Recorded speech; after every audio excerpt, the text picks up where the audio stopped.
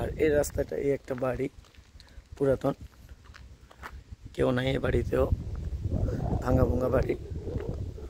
এই যে পুরো এখান থেকে দেখা যাচ্ছে কিনা আমি জানি না, হ্যাঁ দেখা যাচ্ছে। এই যে বাড়িটা, একটা মাঠ, এখানে একটা খেলার মাঠ।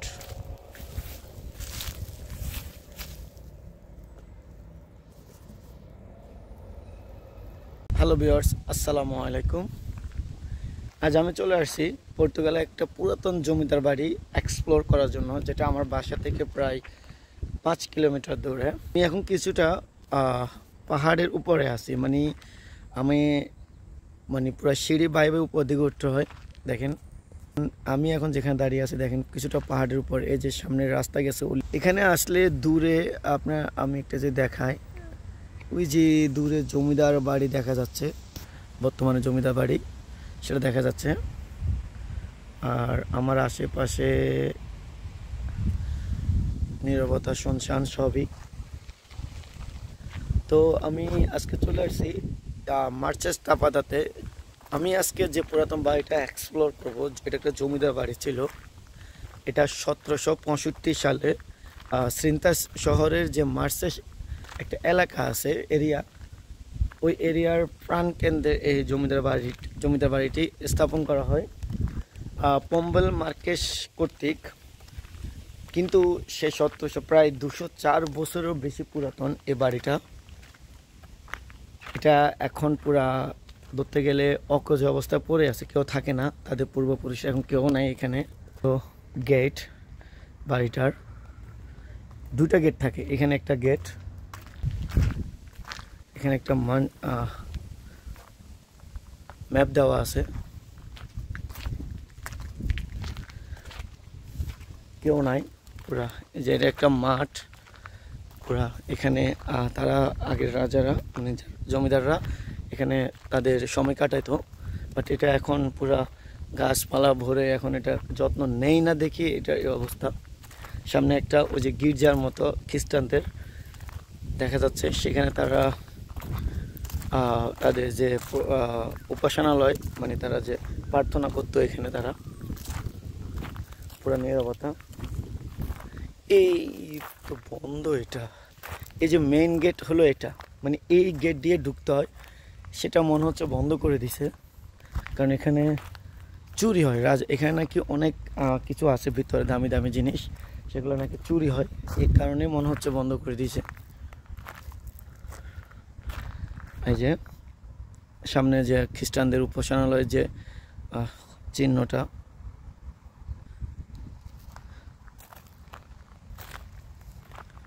পরে 1765 পরে তারা প্রায় 100 বছর এখানে তারা প্রায় রাজত্ব করেছে।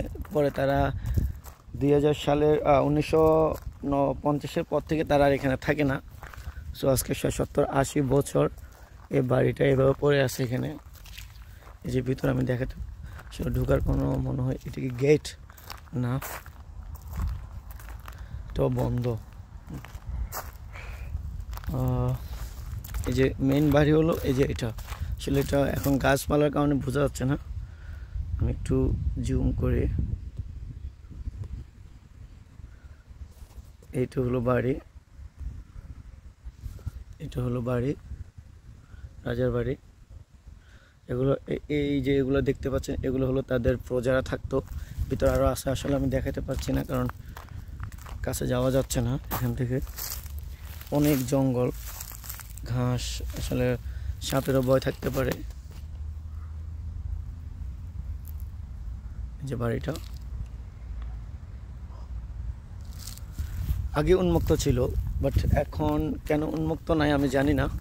ওই যে যেখানে চুরি হয়, চুরি হওয়ার কারণে এগুলা এখানে বন্ধ করেছে। দেখি সিঁড়ি দিয়ে উঠে দেখি, এটা পুরোটাই জমিদারের এলাকা, এরিয়া ছিল। ভিতরে যাওয়ার ট্রাই করি, যে পরিমাণ ঘাস, আমি সিঁড়ি দিয়ে ওঠার ট্রাই করি, দেখি উপরে কিছু পাওয়া যায় কিনা। না, এখানে কিছু এখানে নাই। এটাই রাজার বাড়ির পুরা এরিয়ার আবদ্ধ। এখানে কি আছে? এখানে কিছুই নাই।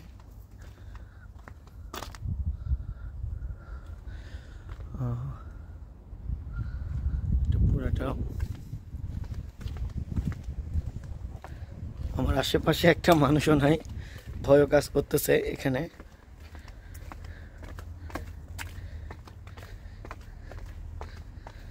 না, এখান দিয়ে কোনো গেট নাই। এই যে এখান থেকে দেখা যাচ্ছে কিনা আমি জানি না। হ্যাঁ, দেখা যাচ্ছে এই যে বাড়িটা। পরে তারা 1800 সালের পরে তারা চলে যায় এই এলাকা ছেড়ে। তখন অনেক বড় একটা এখানে দুর্যোগ হয় এই মার্চ শেষে। এই কারণে পরে তারা আর এখানে থাকে নাই। তারপর থেকে বাড়িটা অনেক বছর সংরক্ষণে ছিল, বাট এখন এটা পুরা জনসাধারণের জন্য বন্ধ করে দেওয়া হয়েছে এবং কোনো সংস্কার কাজ চলতেছে না এখানে। এভাবে অবহেলায় বাড়িটা পড়ে আছে। আসলে আমি বলছি আজকে গেট খোলা থাকবে, সপ্তাহে যে কোনো একদিন খোলা থাকে গেট, বাট কোন দিন থেকে আমি শিওর না। তো আজকে আমি আসলাম, বন্ধই পাইলাম।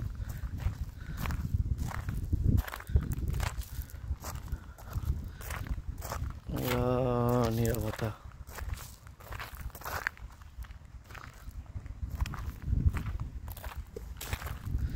তো এই হলো পুরাতন, প্রায় 200-250 বছর আগে রাজার বাড়ি, পুরাতন। এখানে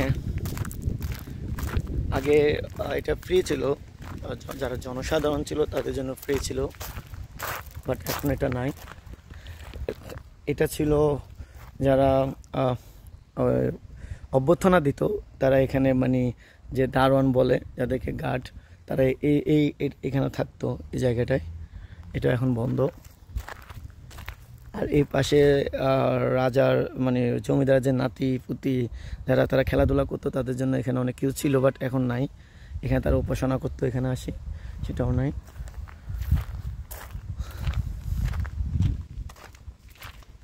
আমি যখন এই এলাকায় আসতেছি, মানে আমি যখন উঠছি, প্রায় 50 ফিট উপরে সিঁড়ি আছে, সে তখন এই পাশে একটা বাড়ি ছিল।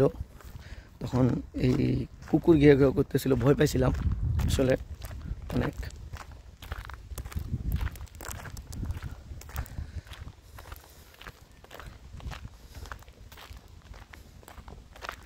পর্তুগালের আমি আগেও বলছি আমার ভিডিওতে যে পর্তুগালের যে বাড়ি মানে রোডগুলা উপরে, মানে পর্তুগালতে পুরো পাহাড়ের উপর, মনে হচ্ছে একটা দ্বীপের উপরে। আর রোডগুলো আঁকা বাঁকা কেমন জানি, উপর থেকে আসে নিচে নামে, নিচ থেকে উপরে। আসলে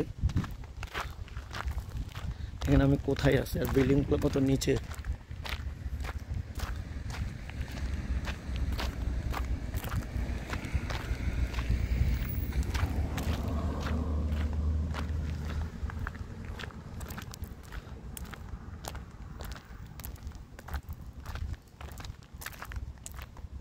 সুন্দর।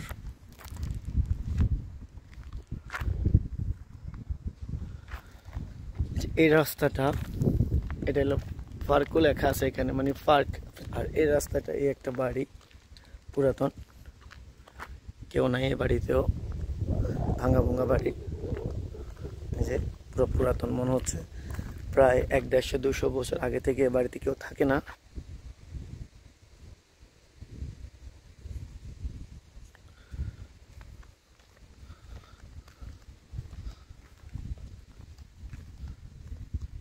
এই ছোট্ট এই পর্তুগালের বাড়িগুলোর গেটগুলো ছোট, যে একটা ছোট গেট, এই গেট দিয়ে প্রবেশ করে।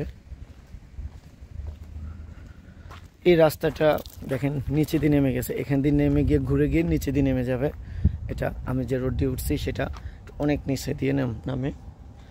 তো আমি এখন এই যে রোড দিয়ে আসছি সেখান দিয়ে নামবো, আমার জন্য কাজ হবে। আমি যদি এখান দিয়ে যাই তো অনেক দূরে হবে। তো এই হলো পর্তুগালের বাসা বাড়ি বলেন, তারপরে রাস্তাঘাটগুলো এরকম পাহাড়ের উপরে। আর আমি ব্যাড লাক, আজকে আমি যে রাজার বাড়িতে আসলাম সেটা আসলে আমি ঘুরতে পারলাম না, কারণ এটা বন্ধ। এটা যে কোনো একদিন, সপ্তাহে একদিন খোলা হয়, কখন খোলা হয় আমি জানি না। আর এটা আগে সবসময় উন্মুক্ত ছিল, এখন পুরো বন্ধ করে দেওয়া হয়েছে।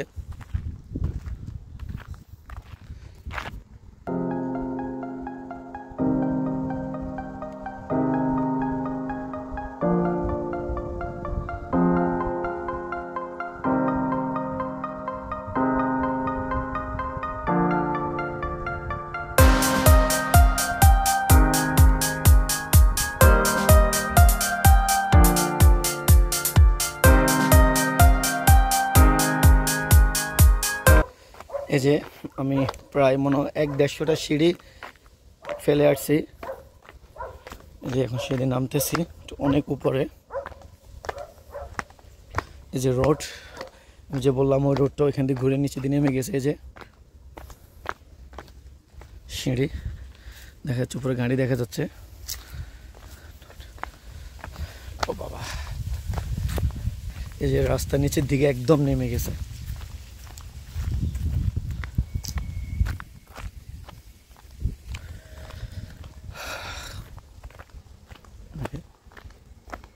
পুরা দুই পাশে জঙ্গল, মধ্যখান দিয়ে একটা রোড। এখান থেকে দেখেন ভিউটা, দূরে ভিউটা কত সুন্দর লাগতেছে। পুরো পর্তুগাল মনে হচ্ছে দেখা যাচ্ছে। তো সবাই জানাবেন। আসলে দুঃখিত, আমি আমার যে রাজার বাড়িটা আমি দেখানোর কথা, আমি আসলে ভিতরে ঢুকতে পারি নাই, এটা বন্ধ থাকার কারণে, আর পারমিশনও নাই, গেট অফ। যদি গেট খোলা থাকতো তাহলে আমি ট্রাই করতাম ঢোকার। আর চারদিক দিয়ে খুবই নীরবত, মানে একদম শুনশান নীরবতা, ভয় কাজ করতেছিল, একটা মানুষও নাই তখন ওইখানে, আমি ছাড়া। একটা মাঠ, এখানে একটা খেলার মাঠ,